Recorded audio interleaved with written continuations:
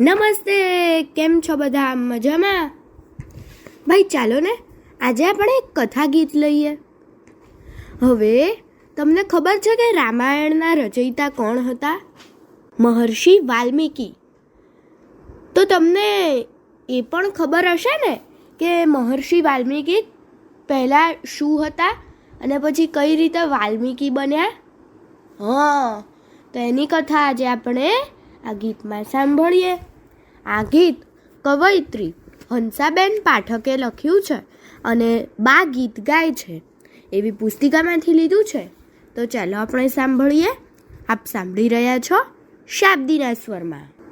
એક જંગલમાં વાલિયો રહેતો હતો, એક જંગલમાં વાલિયો રહેતો હતો, લૂંટફાટ કરીને પેટ ભરતો હતો, લૂંટફાટ કરીને પેટ ભરતો હતો.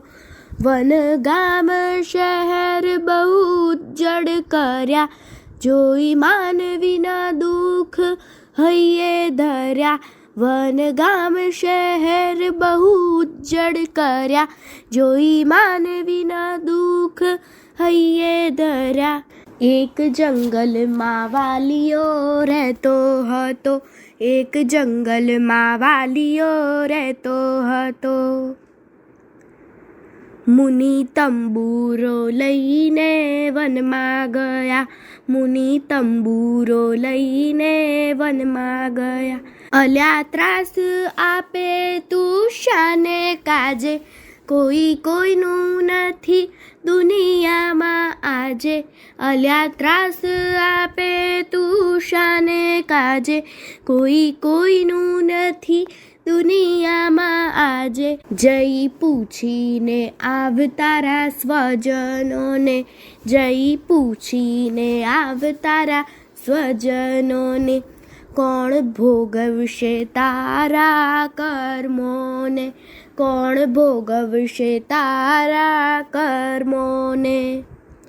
એક જંગલમાં વાલિયો રહેતો હતો, દોડી ઘેર ગયો વાત પૂછવાને, દોડી ઘેર ગયો વાત પૂછવાને.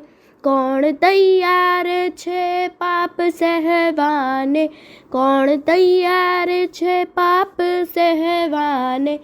કર્મ કરે તે ભોગવે ન્યાય સાચો, કર્મ કરે તે ભોગવે ન્યાય સાચો.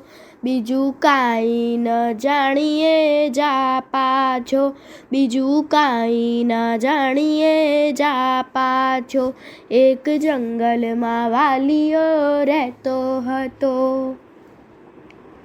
મુનિ નારદના ચરણોમાં આળોટતો, મુનિ નારદના ચરણોમાં આળોટતો.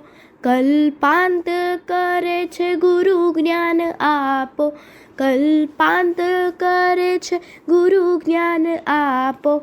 શ્રી રામ નામ કેરો મંત્ર દીધો, શ્રી રામ નામ કેરો મંત્ર દીધો. એમ પતિતને પાવન કીધો, એમ પતિતને પાવન કીધો. મહાવાલ્મીકી થયા બહુ જ્ઞાની, મહાવાલ્મીકી થયા બહુ જ્ઞાની. શ્રી રામાયણની વાત જગ જાણી, શ્રી રામાયણની વાત જગ જાણી, શ્રી રામાયણની વાત જગ જાણી. અસ્તુ.